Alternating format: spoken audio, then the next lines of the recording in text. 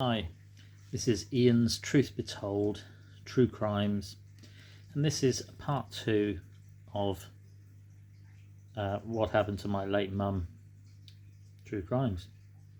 I'm showing you a picture. This is a picture, it's in black and white, but it was a picture of a gold Volkswagen Passat estate car that my father drove my mother to the hospital in on the 21st of May 2018. To Exeter Hospital from Sidmouth. I'm just showing you a picture. In my last bit about my late mum and what happened to her, we had got to the story of in January 2020 I had found a document.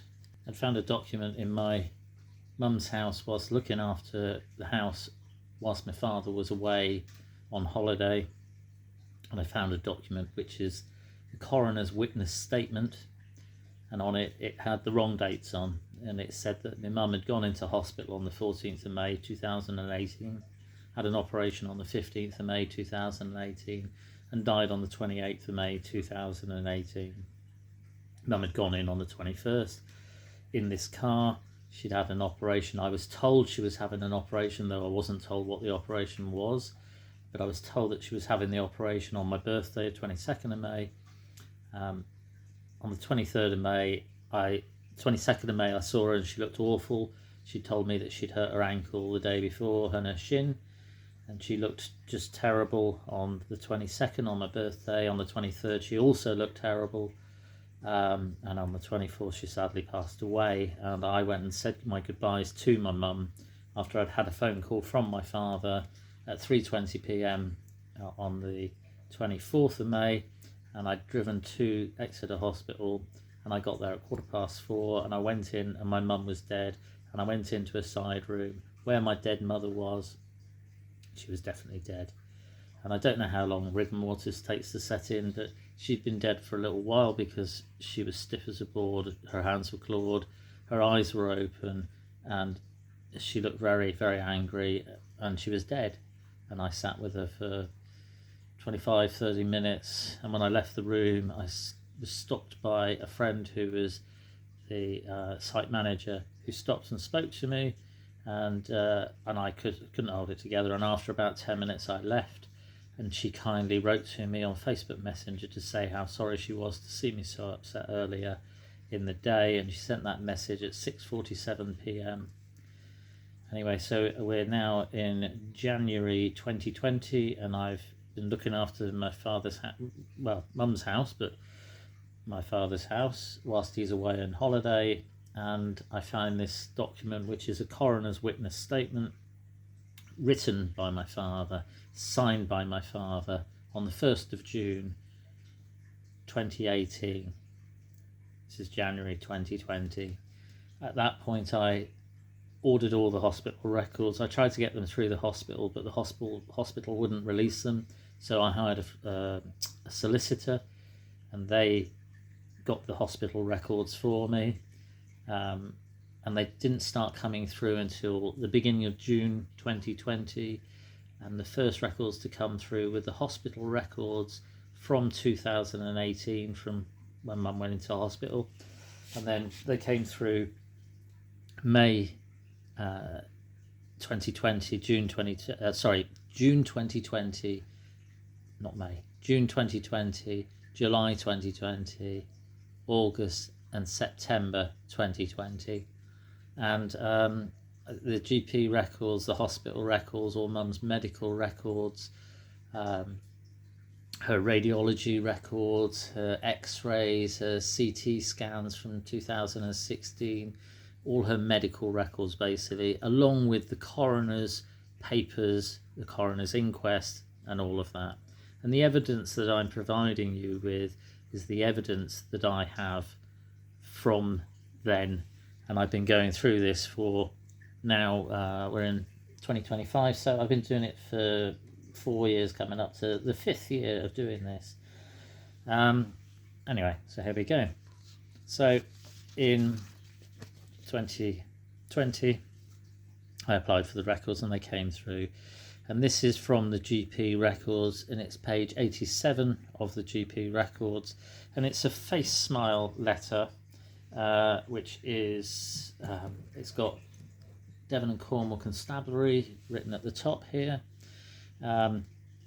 This letter was sent from the coroners to Sidvalley practice, to my mum's doctors, on the 28th of May. It was sent, and it arrived with them on the 4th of June 2018, sent on the 28th of May 2018, and received on the 4th of June 2018.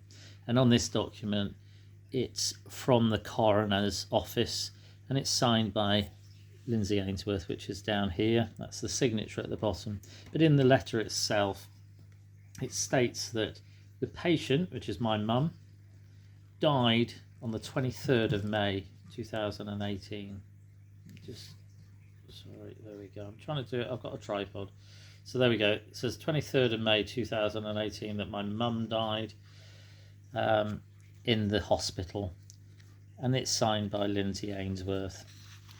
Now, on the second page, we have the mortuary witness statement, and on this, again, it's signed by Lindsay Ainsworth, and on this it has the date the 24th of May 2018, the day that I saw and said goodbye to my dead mother.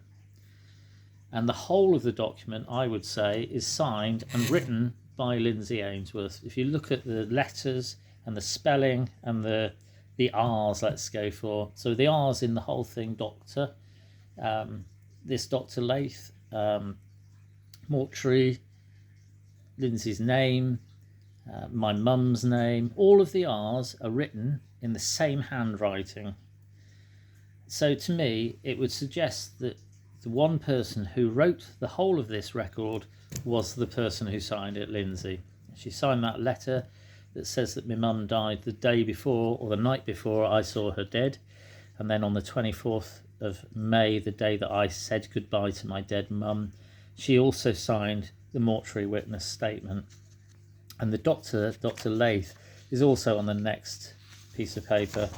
So this is a TEP escalation form, a treatment escalation plan, and resuscitation decision record. On it, it does say that my father didn't want my mum resuscitated, which I think is absolutely awful. But on it, it's got the date there, the 24th of May 2018, the date that I saw my mum dead. And underneath, it's got Dr. Laith's signature, which doesn't look like it's not written the same way as it's written on that mortuary witness statement, but it has his signature, which also doesn't look the same as it does on that mortuary witness statement, but it's the same name and it's got the same date, 24th of May 2018. So I would have said that his name is on there, and he identified the fact that my mum was dead on the 24th of May. He also wrote this TEP escalation form, and he's dated it 24th, mortuary witness statement 24th, coroner's letter, coroner's assistant to the GP surgery 23rd. Lindsay Ainsworth sent that letter. It's got Devon and Cornwall Constabulary at the top on the mortuary witness statement. It also has Devon and Cornwall Constabulary at the top, so I don't know whether Lindsay Ainsworth is a police officer, but it does have Devon and Cornwall Police or Constabulary on it, but she's clearly the assistant coroner's assistant. So that's those first bits. I'm just gonna hang on a minute. Now there's I wrote 2 letters of complaint to the Royal Devon and Exeter Hospital, and I got a reply from both of them. And on this one, it states that Dr. Laith was a junior doctor in 2018. Now, in the hospital records, it states that he looked after my mother in the hospital on days before she was actually in the hospital and on days after she died in the hospital. But it also says that he looked after her in the ward, and it also says that he was a junior doctor at the time in 2018, and he still works for the Exeter NHS Trust. But I'm just showing you, when I made my complaint, it says here, a family friend who works in the RD&E does not recognise the names of the two doctors, and I didn't say a family friend, I said my friend. She's not a family friend. I don't think she knows my family, but I know that she knows me. It says a family friend who works in the RD&E does not recognise the names of the two doctors involved in your mother's care. Well, she said that she didn't know their names, and I've got that. I've got it written down from her that she didn't recognise their names. Now, she's the site manager. She was the site manager at the time, and she didn't recognise their names. She's worked there for quite a long time, or she had, and she works in ortho. And one of the doctors he specialises in foot and ankle. That should be probably, to do with the fact that my mum hurt her ankle. But she didn't recognise his name, and she didn't recognise Dr. Leif's name either. I'm just pointing that out, and I'm pointing out the fact that Dr. Leif was a junior doctor at the time, although he apparently looked after my mum in the hospital before she died. He ID'd her, and then he apparently looked after her in the ward after she died up until the 28th. Now, this is page 30 of the GP records, and on it states that on the 21st of May 2018, hang on a minute, let me just do this right.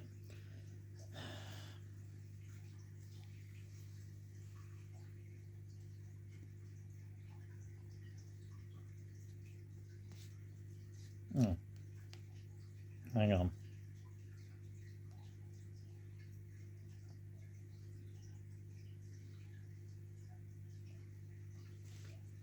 Okay.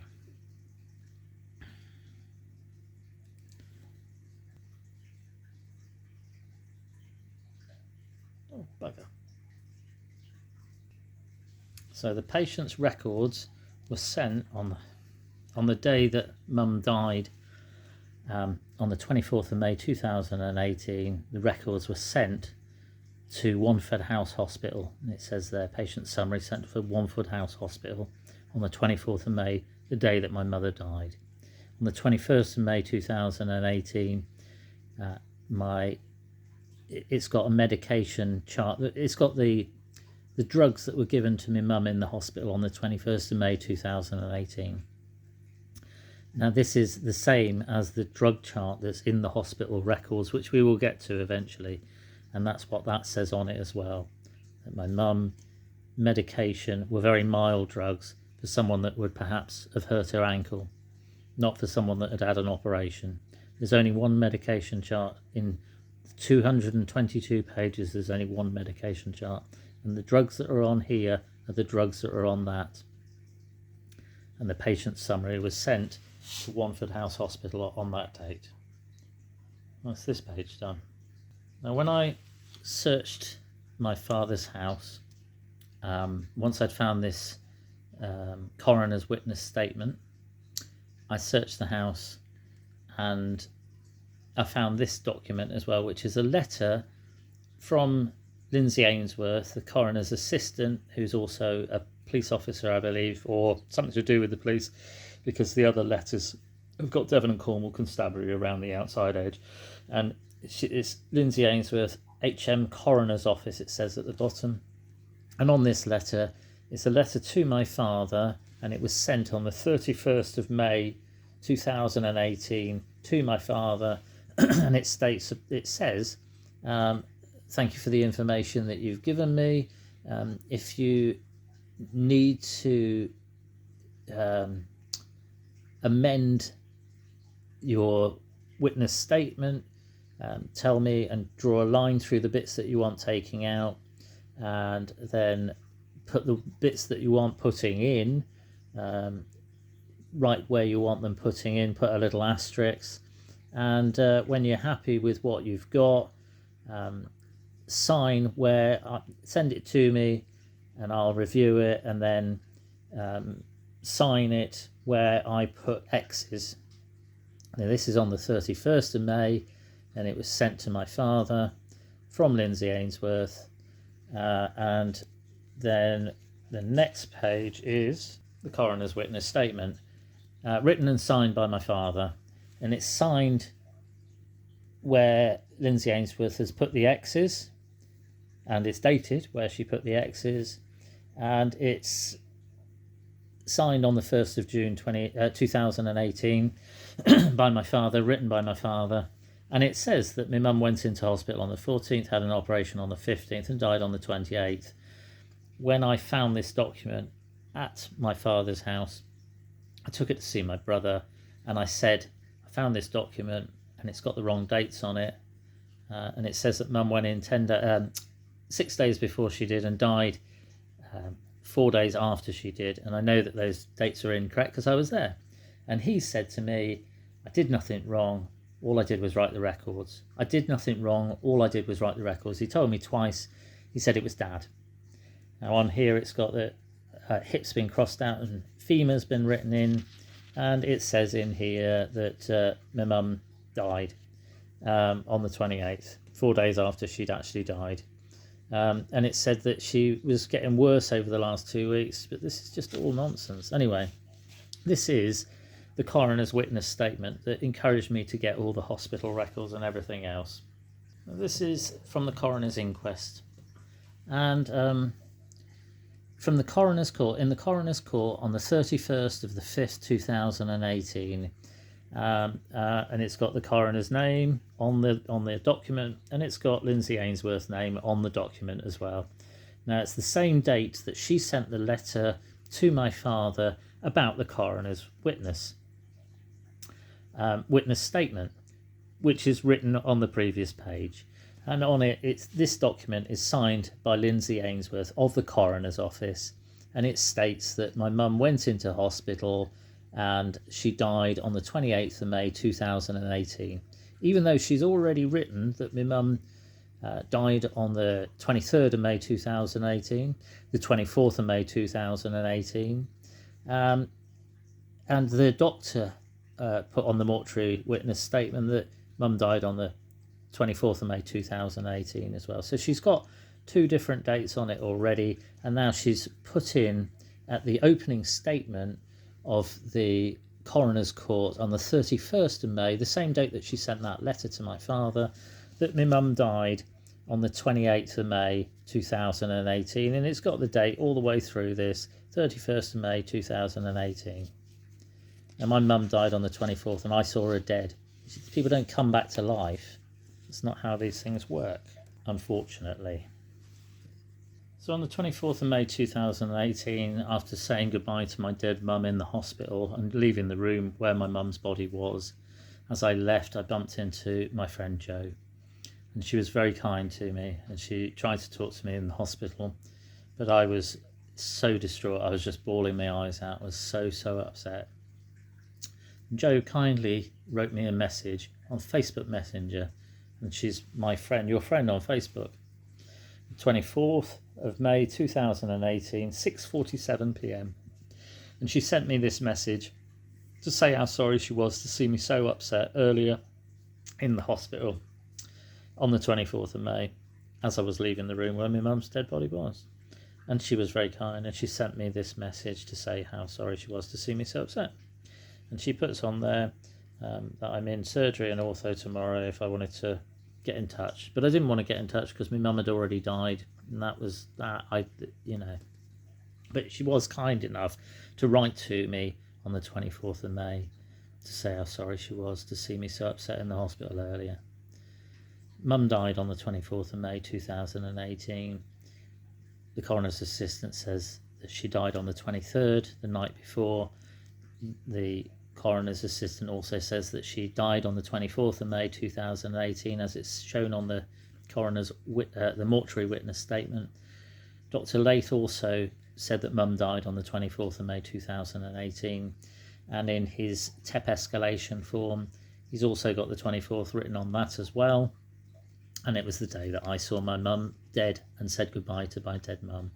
Now this is part 2 of Ian's Truth Be Told, True Crimes, and I'm trying to explain that this is what happened to my mum, and I'm doing it with the evidence that I have, which is from the hospital records, and this is part 2. Please share, please like, please subscribe, please watch all these videos. Thank you.